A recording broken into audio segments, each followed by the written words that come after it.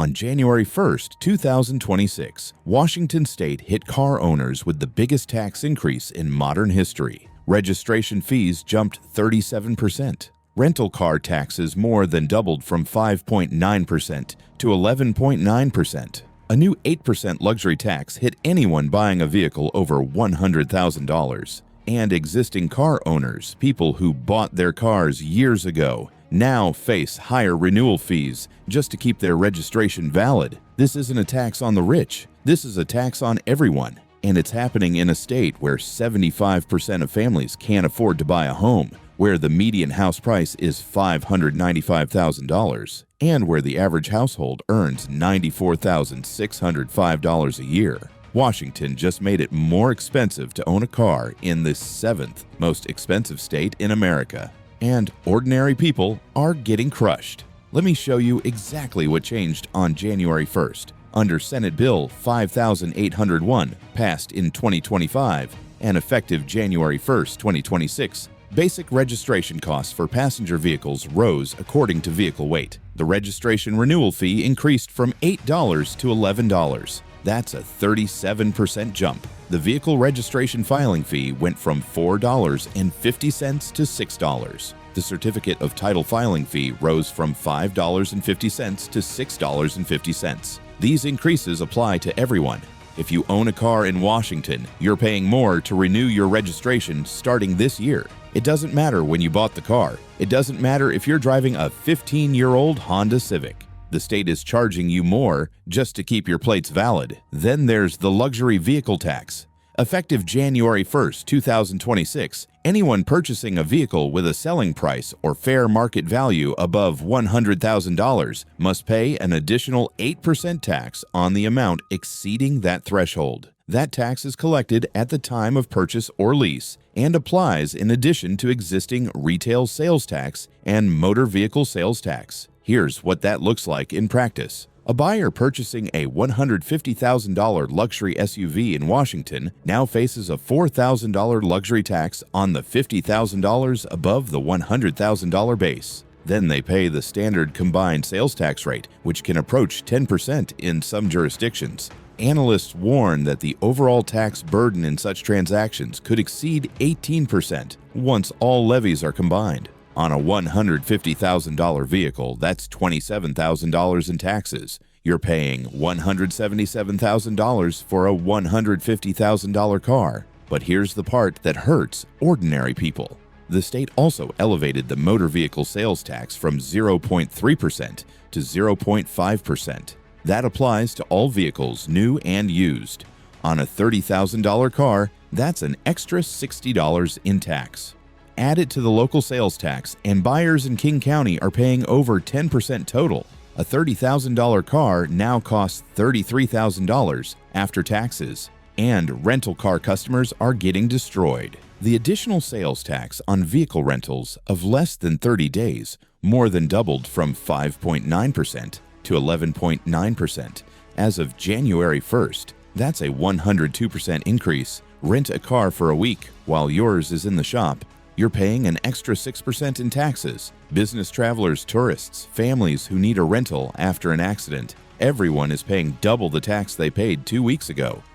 Now let's talk about who this actually affects. The median household income in Washington is $94,605. That's above the national average. But the median home price in Washington is $595,271. To afford that home under standard lending guidelines, a household needs to earn $175,835. That's 186% of the area median income, which means 75% of Washington families cannot afford to buy a home. In Seattle, the median home price is $875,000. You need to earn $227,000 annually to afford that. But Seattle's median household income is $126,000. The gap is $101,000. And now, Washington just made car ownership more expensive too. Families who can't afford housing are now paying higher fees to register their cars, higher taxes to buy their cars, and double the tax to rent a car when they need one. Here's the human cost. Steve Giliberto is 59 years old. He's a self-employed technology consultant in Seattle. He drives a 2014 BMW. Over the past 2 years, his car insurance jumped from $660 to nearly $1,600 a year. That's a 142% increase. His monthly premium rose 24% to $133 in just the last year. He moved from Belltown to Beacon Hill, but otherwise nothing changed. No accidents, no tickets, just higher rates. And he said there's no sign of any limit to what he'll face in the next 6 months. Now add the new registration fees on top of that. Steve is an example of what's happening across Washington. Insurance rates spiked 24.7% on average in 2025, the largest increase since 2017. And starting January 1st, 2026, registration fees went up 37%. Car ownership in Washington is becoming unaffordable for middle-income earners. Low-income families are making impossible choices. Marcy Bowers, director of the statewide Poverty Action Network, said families are cutting back on food to pay for car insurance when premiums get so high that lower-income consumers can't buy into the system at all. They go uninsured, and that puts everyone at risk. In 2022, the Insurance Research Council estimated that 16.5% of Washington drivers didn't have insurance. That was the 12th highest uninsured motorist rate in the nation. Surveys from J.D. Power in late 2023 showed 8.5% of vehicle owners admitted they had no insurance, up 2.5 percentage points from a year earlier. That's people telling a third-party research firm that they're breaking the law. The actual percentage is likely much higher. And now Washington just increased registration fees, rental car taxes, and vehicle sales taxes on top of the insurance crisis. Here's where the situation becomes catastrophic. Washington also has an EV mandate that's impossible to meet. Under state law, 1 in every 3 new cars sold in Washington must run on electricity or hydrogen by model year 2026. That's a 35% EV sales requirement. Current reality shows only about 22% to 25% of new cars sold meet that requirement. At the current rate of increase, about 25% of new cars will meet the requirements next year, about 29% below the goal. The penalties for dealers who don't meet the targets are steep, equivalent to 4 times the cost of EV credits. So what happens? Dealers will raise prices on all cars to offset the penalties, or they'll refuse to sell gas cars to protect their EV percentage. Either way, consumers lose. And if Washington car dealers find they're not meeting the targets and prices begin to escalate, it could simply encourage people to buy cars in Idaho or elsewhere. Let's look at what this means for an average family. Take a household earning $94,605, the median income in Washington. They need a car to get to work. Public transportation doesn't reach most of the state. A reliable used car costs $25,000. With the new 0.5% motor vehicle sales tax and a 10% combined sales tax in King County, they're paying $2,625 in taxes. Then they pay $11 for registration renewal, $6 for the filing fee, and $6.50 for the title fee. That's $2,648.50 in upfront costs before insurance. Then insurance costs $1,305 a year for full coverage, the state average. Add gas, maintenance, and parking, and that family is spending $6,000 to $8,000 annually just to own a car. That's 6% to 8% of their gross income. And they can't afford to buy a house because they need 186% of median income to qualify for a mortgage. People are leaving.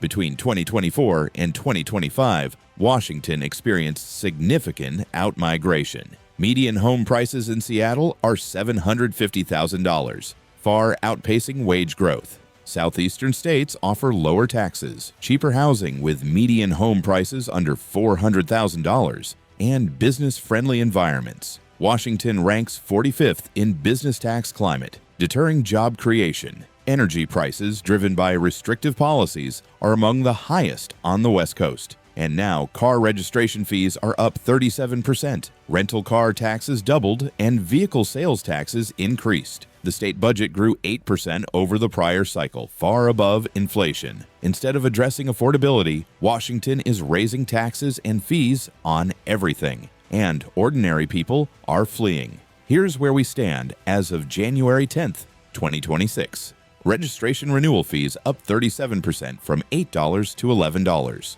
Motor vehicle sales tax up 67% from 0.3% to 0.5%. Rental car tax up 102% from 5.9% to 11.9%. Luxury car tax of 8% on amounts over $100,000, creating total tax burdens exceeding 18%. EV mandates requiring 35% sales when the market is delivering 25%. Federal EV tax credit gone, making EVs $7,500 more expensive. And 75% of Washington families unable to afford a median-priced home while earning the median income. The state ranks 5th nationally for unaffordable housing, 7th for cost of living, and 45th for business tax climate. And people are leaving. Seattle ranked 12th for cities experiencing outmigration in 2025. Families are moving to Tennessee, the Carolinas, and Idaho, where housing costs half as much, taxes are lower, and car registration doesn't cost 37% more than it did 2 weeks ago. Look, maybe this is just a rough transition. Maybe the revenue funds critical infrastructure projects. Maybe EV adoption accelerates and the mandate becomes achievable. Maybe families adjust their budgets and absorb the higher costs. Maybe outmigration slows and Washington stabilizes. But at what point does revenue generation become wealth extraction? At what point do taxes and fees designed to fund infrastructure become barriers that prevent ordinary people from affording basic transportation? The official line is that these fees are necessary to support the capital vessel replacement account and transportation projects. But when 75% of families can't afford a home, when median income is half of what's needed to buy a median-priced house, when insurance rates jumped 142% in 2 years, and when the state increases registration fees by 37%, doubles rental car taxes, and mandates EV sales targets that dealers can't meet, that's not a transportation funding plan. That's a crisis. And it's hitting average Americans who earn $94,605 a year and can't afford a $595,000 house or a $2,648 car purchase, with fees and taxes on top of a $6,000 annual ownership cost. Washington says it's funding infrastructure, but if you were a family earning the median income, unable to afford the median home, watching your car insurance double,